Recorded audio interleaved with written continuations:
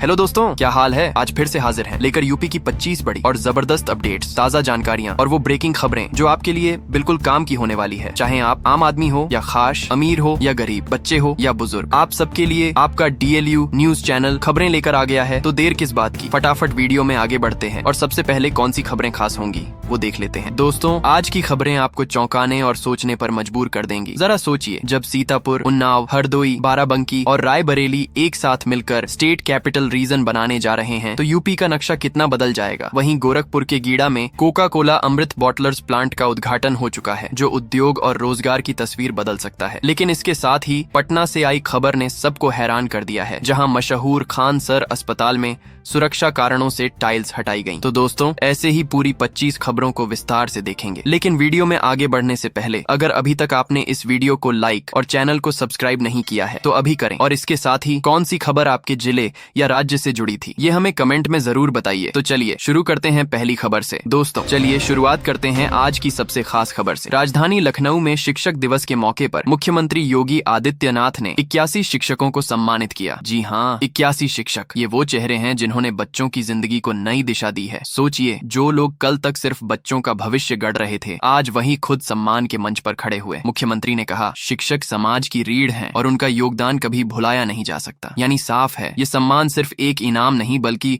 शिक्षा जगत की असली पहचान है। अब बढ़ते हैं अगली बड़ी खबर की ओर। रुपया टूट गया है अपने अब तक के सबसे निचले स्तर पर। ग्लोबल मार्केट यानी वैश्विक बाजार में हलचल का सीधा असर भारतीय मुद्रा पर पड़ा है। डॉलर के मुकाबले रुपया अब तक के सबसे कमजोर स्तर पर पहुंच गया है। सोचिए, जब रुपया गिरेगा तो आम जनता की जेब पर कितना बोझ बढ़ेगा। आयात यानी इंपोर्ट महंगे होंगे और महंगाई की मार और तेज पड़ सकती है। यानी भारतीय अर्थव्यवस्था के सामने यह चुनौती बेहद गंभीर है। अब सुनिए, सोलर पैनल पर सरकार का नया फैसला। अब इन पैनलों पर 15% GST लगेगा, यानी पहले से ज्यादा टैक्स देना होगा। सोचिए, जब टैक्स बढ़ेगा तो सोलर पैनल की कीमत भी बढ़ जाएगी। यह असर सीधे उन परिवारों पर पड़ेगा जो ग्रीन एनर्जी यानी हरित ऊर्जा अपनाना चाहते हैं। यानी साफ है, आने वाले दिनों में सौर ऊर्जा अब जेब पर और भारी साबित होगी। अब जरा ध्यान दीजिए राजधानी लखनऊ और उसके आसपास के जिलों की ओर। सरकार ने बड़ा कदम उठाया है। सीतापुर, उन्नाव, हरदोई, बाराबंकी और रायबरेली, इन जिलों को मिलाकर बनेगा स्टेट कैपिटल रीजन, बिल्कुल दिल्ली NCR की तर्ज पर। सोचिए, जब इतने जिले मिलकर एक बड़ा क्षेत्र बनेंगे तो विकास की रफ्तार कितनी तेज होगी। यानी आने वाले समय में यह इलाका उत्तर प्रदेश का सबसे मजबूत आर्थिक हब बन सकता है। दोस्तों, अब बात करते हैं जनता दर्शन की। मुख्यमंत्री योगी आदित्यनाथ ने आम लोगों से मुलाकात की, उनकी समस्याएं सुनी और भरोसा दिया कि हर समस्या का हल निकलेगा। लोग सीधे सामने आए और मुख्यमंत्री ने अधिकारियों को तुरंत कार्रवाई के आदेश दिए। सोचिए, जब जनता की आवाज सीधे मुख्यमंत्री तक पहुंचे तो लोगों का आत्मविश्वास कितना बढ़ेगा। यानी जनता दर्शन अब बन चुका है सरकार और जनता के बीच भरोसे का पुल। अब रुक करते हैं रेलवे की तरफ। ईस्ट सेंट्रल रेलवे यानी पूर्व मध्य रेलवे ने TTE के लिए नया बायोमेट्रिक सिस्टम लागू कर दिया है। अब हाजिरी मशीन से दर्ज होगी, यानी पारदर्शिता भी बढ़ेगी और कामकाज में ईमानदारी भी। सोचिए, जब अटेंडेंस डिजिटल यानी तकनीकी तरीके से होगी तो ढिलाई करने वालों की छुट्टी तय है। यानी रेलवे का यह कदम साफ दिखाता है कि अब कामकाज और सख्त निगरानी में होगा। अब टेक्नोलॉजी की दुनिया से बड़ी खबर। BSNL यानी भारत संचार निगम लिमिटेड लेकर आया है नया प्रीपेड प्लान। इसकी वैलिडिटी 72 दिनों की होगी। रोज 2 GB डेटा और अनलिमिटेड कॉलिंग। जी हाँ, अनलिमिटेड कॉलिंग फ्री। सोचिए, इतने कम दामों में अगर नेट और कॉलिंग दोनों मिले तो ग्राहकों के लिए यह कितना बड़ा तोहफा है। यानी साफ है, BSNL इस बार बाजार में जोरदार टक्कर देने के मूड में है। और अब सबसे रोमांचक खबर। त्योहारों से पहले यात्रियों के लिए आई है खुशखबरी। Vande Bharat sleeper train. जी हाँ, वंदे भारत का स्लीपर वर्जन जल्द ही ट्रैक पर दौड़ने लगेगा। ये ट्रेन हाई स्पीड यानी तेज रफ्तार से चलेगी और यात्रियों को सफर के दौरान सोने की सुविधा मिलेगी। सोचिए, सफर भी हो और आराम भी, तो सफर कितना शानदार होगा। टिकटें भी किफायती रखी जा रही हैं ताकि हर वर्ग के यात्री इसका फायदा उठा सकें। यानी दिवाली और छठ पर यात्रियों के लिए यह ट्रेन किसी तोहफे से कम नहीं होगी। उत्तर प्रदेश के मौसम को लेकर बड़ी जानकारी सामने आई है। मौसम वैज्ञानिक अतुल सिंह ने बताया है कि अब राज्य में मानसून और सक्रिय होने वाला है। अगले कुछ दिनों में कई जिलों में भारी बारिश की संभावना जताई गई है। किसानों को इससे खेती में सीधी राहत मिलेगी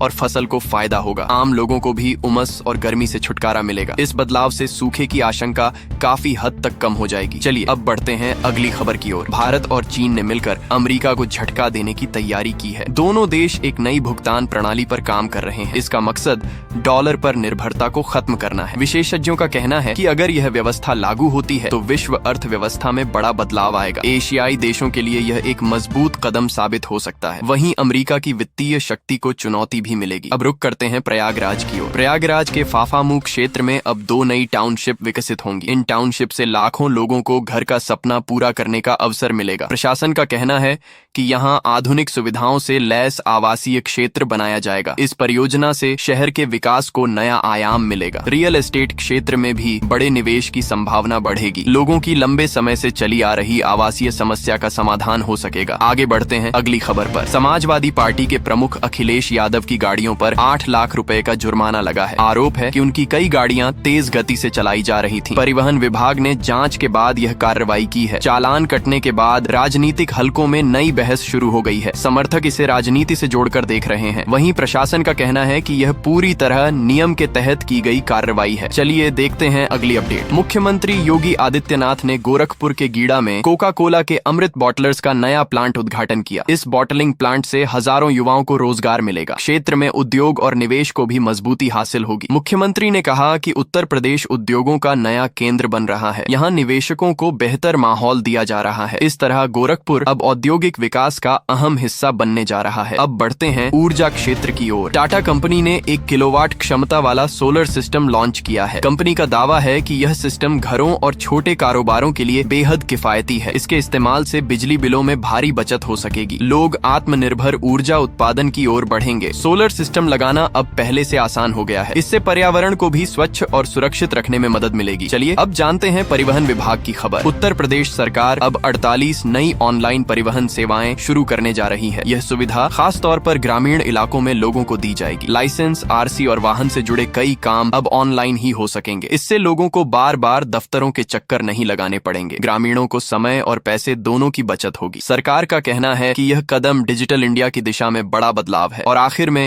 आगरा झांसी रेल मार्ग पर अब ट्रेनें खुद बिजली बनाएंगी। इस मार्ग की ट्रेनों में ऐसा सिस्टम लगाया जा रहा है जो उनकी आवाजाही से ही ऊर्जा उत्पन्न करेगा। रेलवे का दावा है कि इससे बिजली की भारी बचत होगी, साथ ही परिचालन खर्च भी कम होगा। यह कदम पर्यावरण संरक्षण की दिशा में भी बेहद अहम माना जा रहा है। भारतीय रेलवे अब आधुनिक और टिकाऊ ऊर्जा के रास्ते पर आगे बढ़ रहा है। मुख्यमंत्री योगी आदित्यनाथ ने एक बड़ा संदेश दिया है। उन्होंने नियुक्ति पत्र वितरण के दौरान कहा कि अब सिफारिश नहीं बल्कि सिर्फ मेहनत ही काम आएगी। राज्य सरकार युवाओं को उनकी क्षमता के आधार पर अवसर दे रही है। योगी ने साफ कहा कि पारदर्शी प्रक्रिया से ही नौकरियां दी जाएंगी। इस मौके पर हजारों युवाओं को नियुक्ति पत्र सौंपे गए। सरकार का दावा है कि इससे नई कार्य संस्कृति विकसित होगी। चलिए अब बढ़ते हैं अगली खबर की ओर। उत्तर प्रदेश में विकास की रफ्तार तेज हो गई है। मुख्यमंत्री योगी ने रोजगार जोन और पुलिस भर्ती का ऐलान किया है। उनका कहना है कि राज्य में लाखों युवाओं को रोजगार के अवसर मिलेंगे। इसके साथ ही सुरक्षा व्यवस्था को भी और मजबूत किया जाएगा। विकास योजनाओं में उद्योग और निवेश को बढ़ावा दिया जा रहा है। सरकार का दावा है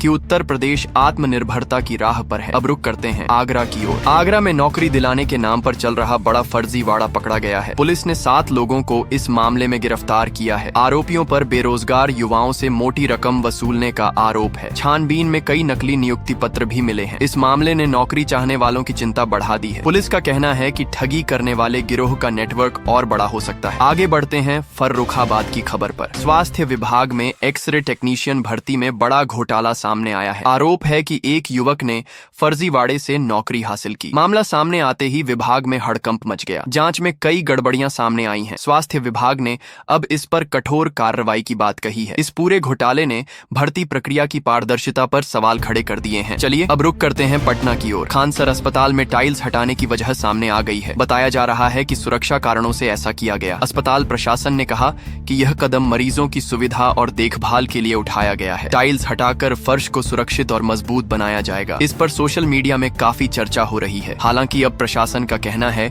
कि किसी को चिंता करने की जरूरत नहीं है। अब बढ़ते हैं नौकरी से जुड़ी बड़ी खबर की ओर। भारतीय जीवन बीमा निगम यानी LIC में 841 पदों पर भर्ती की प्रक्रिया जल्द ही पूरी होने वाली है। सहायक प्रशासनिक अधिकारी और सहायक अभियंता पदों के लिए आवेदन की आखिरी तारीख नजदीक है। लाखों उम्मीदवार इस मौके का इंतजार कर रहे हैं। LIC का कहना है कि चयन पूरी तरह पारदर्शी होगा। उम्मीदवारों को लिखित परीक्षा और साक्षात्कार देना होगा। यह युवाओं के लिए सुनहरा अवसर माना जा रहा है। अब जानते हैं रेलवे भर्ती से जुड़ी खबर। RRB ने पैरामेडिकल भर्ती के लिए आवेदन की आखिरी तारीख बढ़ा दी है। कुल 434 पदों पर यह भर्ती की जा रही है। अब इच्छुक उम्मीदवारों को ऑनलाइन आवेदन करने का अतिरिक्त समय मिल गया है। रेलवे ने यह निर्णय अभ्यर्थियों की सुविधा को देखते हुए लिया है। भर्ती प्रक्रिया पूरी तरह डिजिटल माध्यम से होगी। युवाओं में इस खबर से नई उम्मीद जगी है। आगे बढ़ते हैं ऊर्जा क्षेत्र की ओर। बाजार में अब फ्लेक्सिबल सोलर पैनल लॉन्च किया गया है। ये पैनल हल्का है और इसे आसानी से कहीं भी लगाया जा सकता है। कंपनी का दावा है कि इसकी क्षमता सामान्य पैनलों जितनी ही है। यह घरों और छोटे उद्योगों के लिए बेहद उपयोगी साबित होगा। इसकी सबसे बड़ी खासियत है कि इसे मोड़कर ले जाया जा सकता है। ये सोलर टेक्नोलॉजी के क्षेत्र में बड़ी क्रांति मानी जा रही है। और आखिर में